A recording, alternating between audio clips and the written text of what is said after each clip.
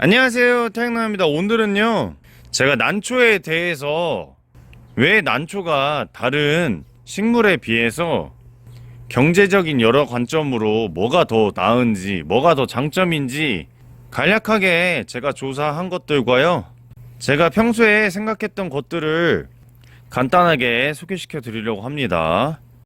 첫 번째로 초보자분들이나 많은 에라님 분들이 궁금해 하시는 점은 난초를 하려면 얼마나 필요하냐는 질문을 정말 많이 하는데요. 그건 정말 잘못된 질문이라고 할 수 있겠습니다. 난초가 정말 싼 것들은요, 뭐 한 화분에 5,000원에서 만원밖에 안 하고요. 이렇게 단엽중토 같은 것들은 한 화분에 몇백만 원이 되겠죠. 그렇기 때문에 돈이 얼마나 드냐가 문제가 아니고요. 얼마를 투자하고 어떤 품종을 키우실 건지 먼저 생각을 하시고 얼마가 드는지 고민을 하시는 게 순서가 아닐까 싶습니다. 예를 들어서 저희같이 이렇게 농장을 갖고 계신 분들이라고 하면요, 몇백만 원짜리를 몇만 분을 키울 수가 없겠죠. 그렇기 때문에 아무래도 저렴한 난초들을 많이 키우시는 게 좋을 것 같고요. 농장이 당연히 없는 분들이 훨씬 많겠죠. 그럼 이런 베란다에서 한 100분 정도 키우시는 분들이 상당히 많은데요, 이럴 경우에는 아무래도 한 화분당 10만원에서 20만원 사이 난초를 키우시는 게 훨씬 더 현실적인 방법이겠죠. 여기서 몇천 분을 키울 수는 없으니까요. 여기까지는 뭐 아주 기본적인 누구나 할 수 있는 생각인데요, 많은 분들이 여기서 간과하고 있는 게 있습니다. 뭐 100화분을 키우니 만화분을 키우니 그런 것들보다요, 가장 중요한 거는요, 돈을 벌 목적과 자기가 선호하는 그런 애장품들이 있을 거 아니에요. 그런 것들을 구분하는 생각이 필요한데요, 예를 들어서 한번 설명을 해드리겠습니다. 지금 전체적인 국제시장에서는요, 이런 여배품들이 인기가 많은데요, 그게 왜 그러냐 하면은요, 요즘에 신품종이 너무나도 많이 나오고 있고, 시장에서 원하는 것들은요 1년 내내 눈으로 보고 즐길 수 있는 이런 여배품들을 많이 선호합니다. 그렇지만 내 생각에는 이런 여배품보다 이런 여배품이 아닌 일반적인 화예품을 선호한다고 하면요, 이런 화예품 위주로 많이 소장을 하시고 배양을 하시겠죠. 당연히 개인의 선호에 따라서 화예품을 많이들 키우시겠지만, 이런 것들은 제가 봤을 때는 경제적으로 뭔가 목적보다는 그냥 개인 소장에 가깝지 않나 싶습니다. 그렇기 때문에요, 화예품을 키우거나 개인이 좋아하는 품목들을 키운다고 해서 경제적으로 뭔가 돈을 번다고 하는 것들은 좀 제가 생각하기엔 어불성설이 아닐까 싶습니다. 예를 들어서요, 저희가 원래 출란 농장이었는데 왜 자꾸 이런 풍란이나 뭐 이런 수투키 같은 다른 여러 식물들을 갖다 놓으냐 하면요, 저희는 아무래도 농장이기 때문에 경제적으로 목적이 있잖아요. 그렇기 때문에 출란 시장보다 다른 품종의 시장들이 상당히 크기 때문에 어쩔 수 없이 시장의 흐름에 따라서 다른 여러가지 식물들을 키우게 되겠죠. 그럼 여기서 또 의문점이 생기게 됩니다. 그러면은 경제적인 관점에서 보면은 이런 난초 시장보다 관엽식물이나 다육이 시장이 훨씬 더 큰데 농장에서는 왜 난초만 계속 고집을 하느냐 라는 질문도 할 수 있겠죠. 그럼 저희는 그렇게 대답을 합니다. 난초는요, 쉽게 키울 수 있지만 쉽게 죽이기도 합니다. 그렇기 때문에 다른 식물에 비해서 증자가 정말 안 돼요.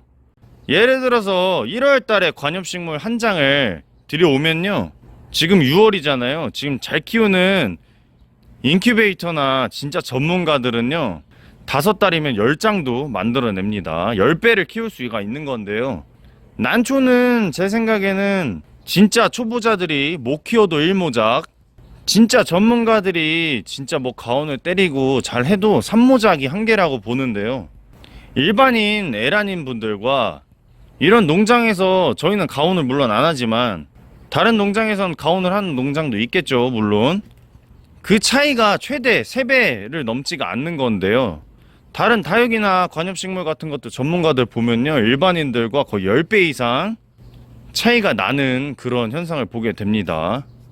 그렇기 때문에 관엽이나 다육 시장은 일반인들이 농장을 따라갈 수가 없어요.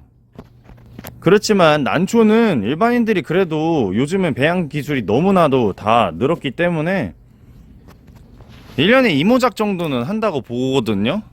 그렇기 때문에 여기서 다른 식물과 차이점이 있는 건데요, 그리고 난초는 마지막으로 가격 방어선이 있습니다. 심리적인 방어선이 있다고 사람들이 많이 얘기하는데요.